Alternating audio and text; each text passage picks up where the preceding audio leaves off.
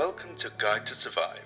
The world is a big, beautiful place full of incredible and breathtaking sights and experiences. It's also doing everything it can to kill you, and so that's where this program fits in.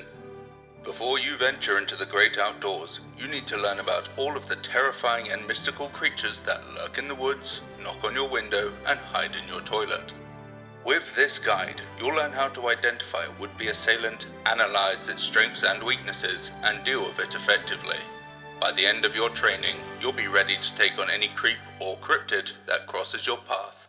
So here's to you, and the great adventure that lies ahead. Let's begin. Target analysis. Name: carnivorous tree and man-eating tree. Class: Cryptid, giant carnivorous plant. Habitat: Africa, Central and South America, India and Madagascar. Bloody hell, they're everywhere. Lifespan: 50 plus years. Strengths: highly durable, rapid movement, superior strength, and poisonous spines, the latter being unique to the Yatevio. Weaknesses: fire, sharp tools, and weed killer. Overall threat level: 7. Behavior: man-eating trees. These abnormally large carnivorous plants truly live up to their respective titles. Found in remote and densely forested regions, they are greatly feared by local tribes and communities, as they are infamous for consuming large mammals as well as humans.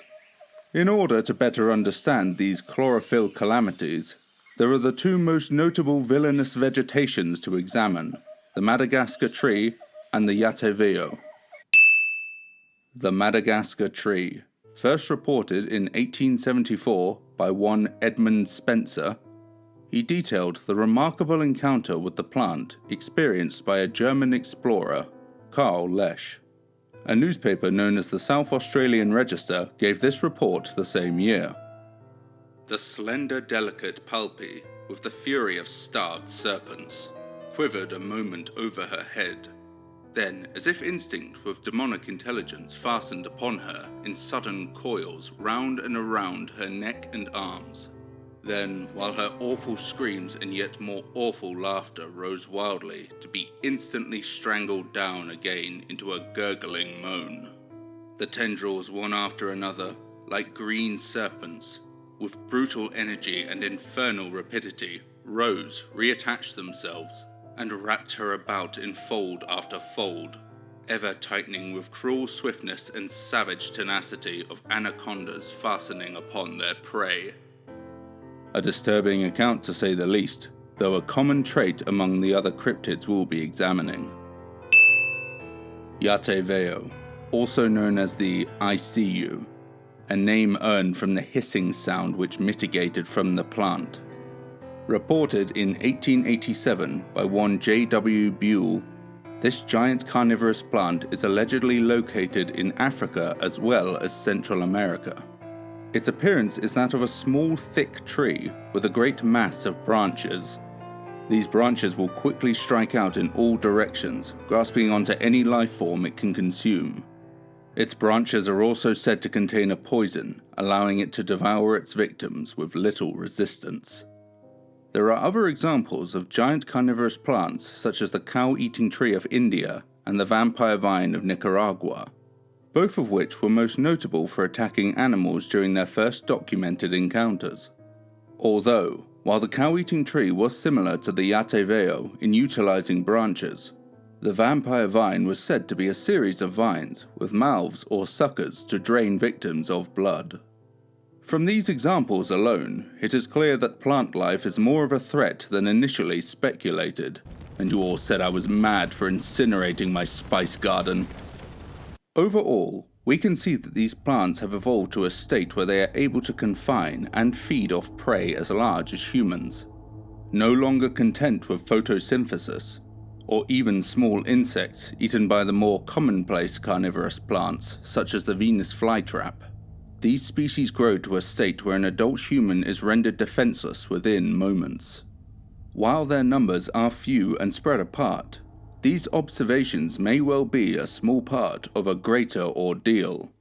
A plant revolution of sorts, just as I've suspected for years.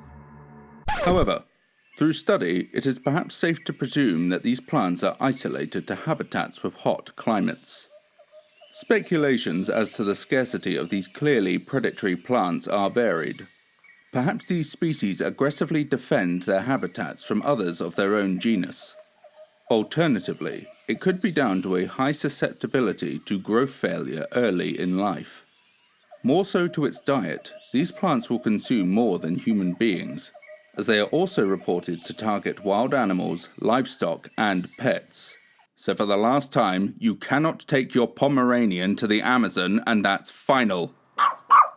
Their defensive capabilities are astounding, capable of rapid movement and strong constriction to contain their prey, with some species, of course, able to poison their victims or even drain them of blood while stationary. Remember that these carnivorous plants cannot be reasoned with or frightened off. They are acting on instinct to feed, grow, and spread, so don't let your guard down. Stratagem. So, here's the scenario.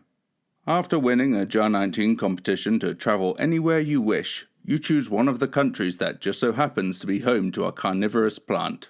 Well done. While scouring the wilderness, you notice a giant plant, and out of curiosity, you approach it. Suddenly, the plant begins to move and makes a swipe for you. Your plan of attack. Firstly, prickly feet. Make sure to duck and dodge those vines. They're difficult to escape from. Secondly, weed trimmer. The plant's tendril-like vines are grasping out for you. Arm yourself with the tactical JAR 19 Swiss Army machete and defend yourself. Thirdly, watering time. If you weren't able to escape and it has in fact caught you, then don't worry, but you're going to have to pee on it. I know how that sounds, but the ammonia should cause it distress and a chance for you to escape. This is no time to be shy. Fourthly, timber run. You now have two choices, run away or finish it. Though I personally will always push for the destruction of your enemies. It's really the only smart decision. Fifthly, cracking work. Now salt the earth and let no plant take its place. Pop quiz. Question number 1. Is it true that man-eating trees can be found anywhere in the world? Question number 2. Are some man-eating trees capable of mimicking voices to lure in their prey? Question number 3. Is it true that man-eating trees are unique in their habitats? Question number 4. Is it true that man-eating trees will eat more than just humans? Question number 5. Are man-eating trees just a hoax? Answers. Question number 1. Is it true that man-eating trees can be found anywhere in the world?